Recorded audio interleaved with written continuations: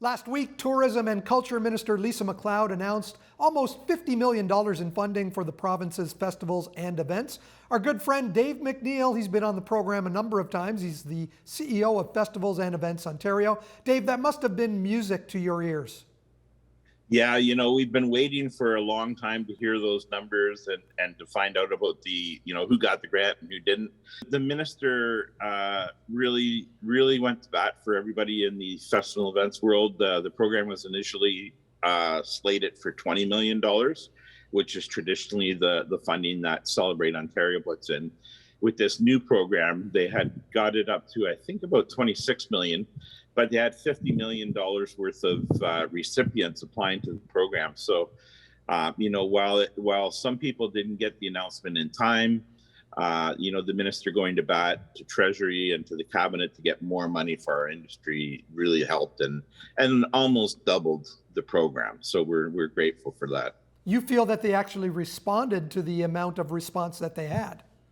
Yeah, and that's the reason for the delay. Like they could have announced their 20 million weeks ago, but they went to bat for everybody else that applied to get more funding for the program. And of course, we all know how that works with government and the different levels you have to go through. But the minister and her team did excellent work, went to bat and got us the money. Dave, $6 million of the $49 million actually goes to a group of events under the heading of Celebrate Ontario Blockbuster Events. What types of events are these?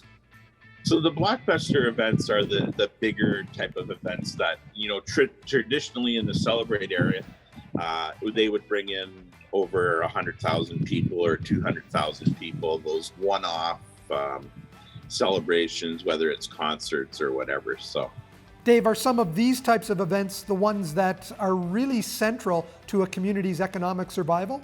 They are, and the ministry is saying, like, even with the program they announced last week, for every dollar spent, it brings back like $21. So we're looking at this as almost a $1 billion program once it gets into the communities, and people come into town for your festivals, spend money in the community, and everything else. So yeah. When I look locally at some of the successful applicants, Shaw Festival is on the list, the Grape and Wine Festival, Music Niagara, and also In the Soil. What do you know about Niagara's response to these applications?